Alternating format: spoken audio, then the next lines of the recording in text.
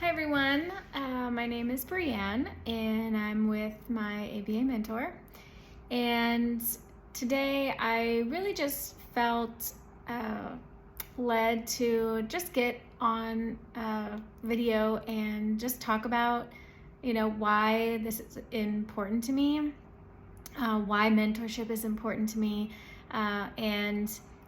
If you're watching this, you may be thinking, who is this person? I've never seen this person before in my life in the ABA community, and very few of you probably have, but most people probably have not, because I have been spending the majority of my time really in a state of very intensive personal and professional growth, and I haven't really had a lot of time to engage with the community, or attend conferences or even speaking at conferences or anything like that. I really just want to create a space where there are genuine conversations and I can just share my story and hope that my story will help other people. And the first thing that I want to talk about is my fieldwork experience, and how much of a challenge it was, and how that kind of fueled my passion for mentorship and my drive to really see improvement in the coaching, mentorship, and the training that we are providing for our students. And so, I started my field work a long time ago, but that was in 2012, and so yeah, it was a while ago. So I was already teaching. I was a special education teacher, and I ended up having to leave that position in order to pursue behavior analysis, and because I wasn't going to be able to get my hours done there at my school that I worked at. So I transitioned out of teaching, and I went into my first round of getting my fieldwork hours, and that was with a small local ABA company. And the way that it worked out was essentially got about halfway through my hours, and then I needed to move because my family was moving, and I went and I was like, hey, I have to move. My husband at the time was moving for the military, and I went and requested, my hours to come to learn that I owed for my hours, in which I initially was not aware of. And so then I learned that there actually was no written documentation of my hours either. So I was requesting for something that I had been doing, but then I wasn't actually doing anything, and then I was gonna have to pay for it. So not a very nice situation that I had to experience. It did end up being like I had to find a lawyer, and I had to, write up this paperwork basically to leave. And ultimately what happened was I had to leave all of my hours behind. So I was about halfway through, and that was really unfortunate.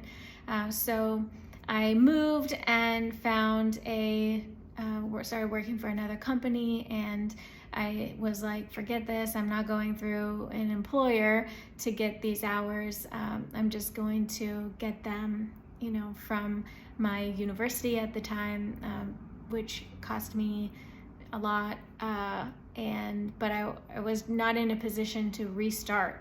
I was also pregnant at the time, and so I was like, okay, I need to get these hours as fast as possible, because like I'm on a time crunch here. And so I ended up, redoing all of them, and, ended up having a better experience. I'm not going to say it was, the best experience, but I didn't lose half of them. So that's, positive. But, so I had not a great experience, getting my own field work. And then when I made the transition into, working with students and students coming to our organization, I really saw a kind of an unfortunate pattern, and I kept seeing my own story over and over, and students would come and they would say, oh, I tried to do my hours and then it didn't work out, or I have some hours, but then they couldn't fulfill all the hours. And, by that time in my career, I had already written the first version of the Fieldwork curriculum.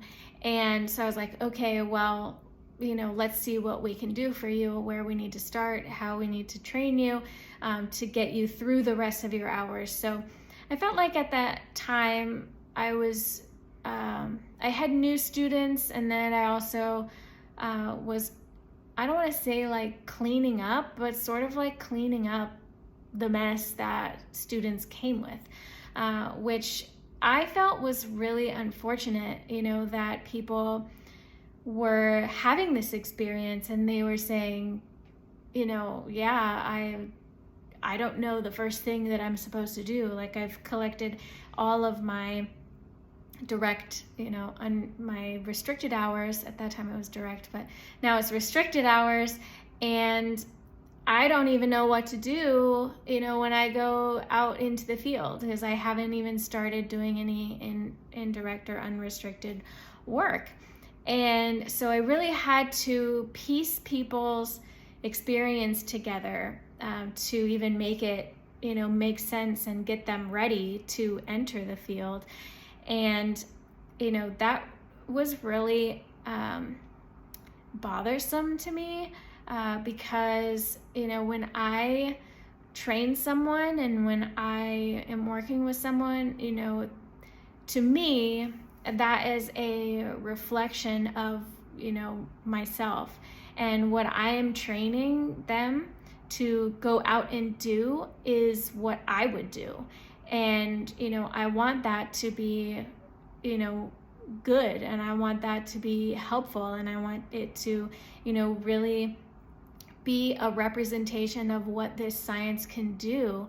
And the more that I saw this pattern, the more that I, became passionate about, how can we, help with this issue, and really what is the implication that this has on our field at a larger scale, and what do we need to do to get people really ready, and to provide really high quality services. And that's where a lot of my passion in what we're doing comes from, is my own experience, and the experience of all of the students that I have seen over the last 10 years.